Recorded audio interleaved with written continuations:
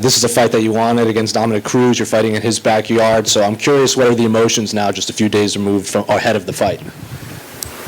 No emotions, cold-blooded.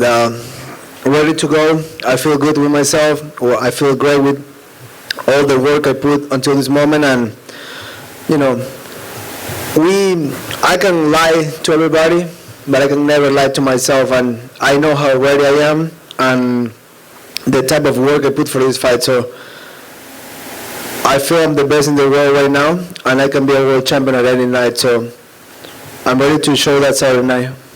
Well, you say no emotion, but Dom was in here earlier, and he said he's still trying to figure out why you're mad at him. So why do you think he believes you're mad at him?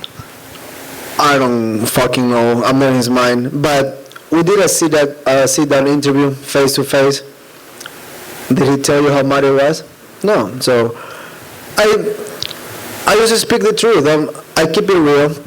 I don't think fighting is a pretty thing. I'm not in here to shake hands or bow to each other. Like, if I want that, I will go to any other sport, but I like to fight. And the other sport I love, in surfing, I wasn't that good to make this type of money, so I just do it for fun and I fight for a living. But, you know, I ain't mad at nobody.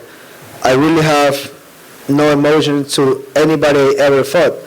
But when they give me a contract with a name and we get locked in a cage, I want to fuck you up. Simple. Then he had mentioned on Monday when he was on the MMA Hour that you guys would be around each other training, maybe at the PI and stuff, and you would just verbally poke him, just like kind of poke at him verbally. So what exactly was he talking about? Well, the UFC offered me, not once, but a couple times, like real offers. You want to fight Cruz in this date? And I said yes. The same way I said yes to the last 20 guys in front of the UFC. And he declined like three times. The reason? I don't know. I don't care. So I just make that public. I was like, hey guys, I got offered a fight. He declined. Tag him or talk shit. Fuck, who knows? I'm fun in Twitter, right? And when I see him face to face, I was like, hey, if you wanna fight, let's fight. Like, you know, I just keep it real. I'm not gonna just walk and sucker punch you. I'm not a bitch. But if you give me the wrong energy, I'm sure we're fighting. And looking at his skill set in the octagon, when he came into the UFC, a lot of fans and pundits would call him unorthodox and unique with his footwork and head movement. Now, like almost a decade removed from that, is his fighting style still unique, or is a lot of people just caught up to him? Honestly, at the beginning, he was fighting a lot of 125ers. So I think you can do a lot of craziness when you're fighting guys that are like 20 inches or smaller than you.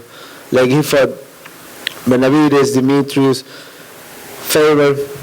All those guys are like 5'2". Like they're like, for real. I'm not even talking shit on that. I respect them, but they're small guys.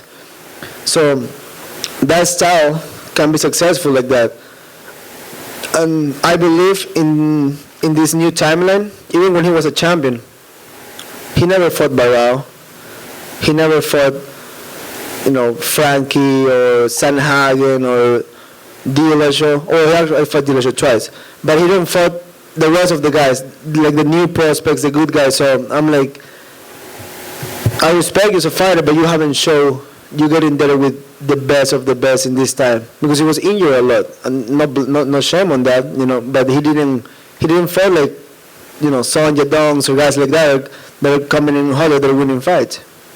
And Lupe was in here earlier, and she said that, well, she's also fighting someone that trains out of San Diego, and Angela Hill, and she said given the large number of Hispanic fans here that she's expecting to be cheered, even though they're fighting in their backyard. Are you expecting to be cheered against Dominick Cruz, or are you viewing this as like enemy territory? I'm always cheered. The way I fight, people love it, and I get it. I'm in San Diego, but I'm sure there's a lot of Ecuadorians here. There's a lot of Ecuadorians in LA, but again, at the end of the day, it doesn't fucking matter. The cage is locked. It's me versus him. Bruce or Juras, fuck it. It's a fight. And finally, last question for me. What does the headline say after your fight on Saturday? Epic finish. Chito, I asked Cruz this, I want to ask you. I believe this is the first time in UFC history that two commentators are actually going to fight each other. Do you feel like you'll be taking home extra bragging rights with that? Well, if I can move on and do a commentary for English, I can make a better bread, so maybe we can fight for that. And then in terms of your training, you've talked about a lot. You've been in the UFC for a while now and changing just the way you approach everything. Just for yourself, what are you most proud of in how you've grown with your skills since you've been at this level in the UFC? I do believe my first 5-10 fights in the UFC, it was a lot of hard, a lot of work, but I never had like somebody that set me up to the next level, that guide me through it. It's being there with many fighters, and I think that's the credit I give to Jason Parillo. I think he set me up to another level, and he just put me. He just used my skill, my heart, my work ethic, and he just guided me through, and it's been working pretty well. Now, to talk about Parillo a little bit, obviously a lot of big fights coming through the gym, McKenzie, Rockhold. Do you feel a little bit of pressure to kind of get the ball rolling for the whole team, since all of you guys kind of in like the next month or so have a fight? Not really, man, because we win as a team, but most importantly, when things don't go our way, which is the worst side of the end, I know they're going to be there for me. I know the team is going to lift me up, but at the end of the day, we're getting that catch by itself. I know my teammates, my coach, my family love me, but at the end of the day, each of us have our own fight. Each of us prepare hard, so it's just, they're not expecting me to win till they go and try and win. And the same to me. I work my ass off every day, and I expect nothing else than a good win. Thank you. Thank you. Hola Chito, Morvilla para el diario AS de España. Se dice que esta pelea puede ser la oportunidad para que después busques el camino hacia un cinturón. ¿La ves en ese sentido tú, que te puede dar la oportunidad este combate? Claro que sí. Yo creo que un main event a cualquiera le puede servir para llegar al título. Un main event te puede dar todas las oportunidades. Gané mi último main event, que fue mi primero, y estoy peleando otro enseguida. Significa que los main events te llevan al título. Hay muchas formas de llegar al título, pero ganando main events seguro es una de ellas.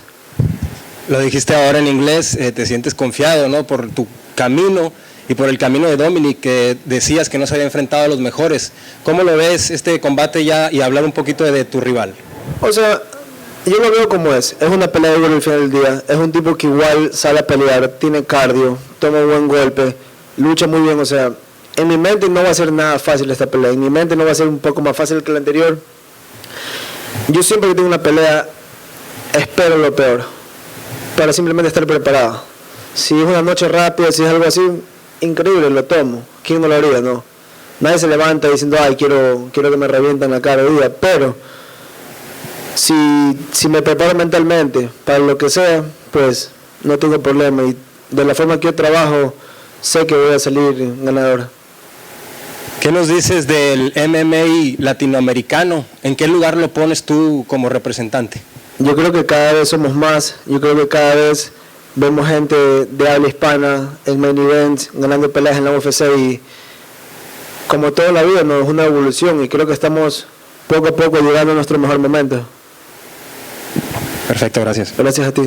Chito, también si me permites por acá en español, Heriberto Muñoz del periódico Frontera de Tijuana. Precisamente ahorita que se hablaba del MMA latinoamericano, lo quería centrar en Ecuador, que me cuentes qué está pasando en Ecuador. Digo, conocemos bien lo que ha pasado con Michael Morales, los hermanos Martinete que están ahí también intentándolo. La victoria, obviamente, que visualizas, ¿qué significaría para ti, para todo tu pueblo, no? Pues es algo gigante. Cuando yo peleo se paraliza el país, es como cuando juega la selección. Todo el mundo está viendo, todo el mundo está apoyándome, y es una razón más para salir a dar todo de mí, es una razón más para salir a matar, y yo sé que esa noche puedo sentir la energía desde Ecuador, de la gente que realmente me quiere, que realmente quiere verme ganador, y eso es lo que realmente cuenta en el deporte. Bien. Iba también un poquito a lo que comentabas ahorita en inglés, de el sentido de venir al lugar donde entrena Dominick. ¿Cómo? Sé que lo ves de una forma muy particular, no sé si lo puedes decir en español, por favor. Pues Para mí es una pelea, no. Yo no tengo problemas si peleo con todos sus fans ahí o con todos sus enemigos ahí. Para mí, una vez que cierran las jaulas, es él y yo. El resto realmente no importa si lo apoyan a él o a mí. Al final del día, nadie gritando afuera va a hacer algo por ti. Así que yo estoy listo para el día sábado. Te agradezco. In his last fight, Munoz caught him really good in the first round. I believe it was a left jab and then a left hook. I thought maybe it was done, and then he was able to come back and win that fight. Does that kind of emphasize to you that if you have a chance to put him away, to go ahead and just put him away and get that thing over? The good thing about it is like I don't have any problems going 5 rounds. I don't have any problems digging deep, and I show that with fun. I heard him, and I just took my time. You know, a lot of people ask me, like, close people ask me, like, did you really didn't want to finish him? I was like, fuck off. I want to get out of there as soon as possible. Like, fighting is too dark to stay there for too long. So I just took my time. I'm just patient. I know I have a good mindset. I think I have a good skill set to find my. I think a lot of fighters hurt the opponent and they go apeshit, and you can get tired. The guy can recover and then you are all gassed out. You know, you don't have too many of those bursts. Doesn't matter how hard you train. I run 15 miles. I still getting tired. It doesn't really matter. There's a lot of emotions in there. So if I hurt him, I'm definitely going to try to finish him. But also, I'm going to be smart and remain focused because sometimes they don't want to go away. You know, they keep coming. They keep coming. And if that's the case, I'm going to give you a lot of damage.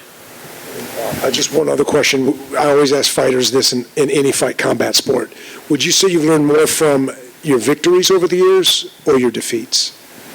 I think with the victories, you learn from both. Both give you something. But when you lose, you got to really evaluate everything around you and see what's going on.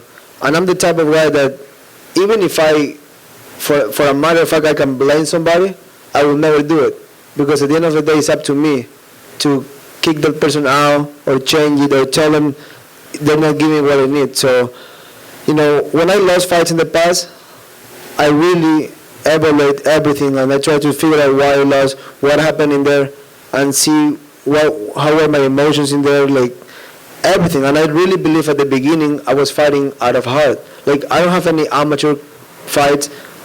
I'm not a jiu-jitsu world champion, kickboxing world champion.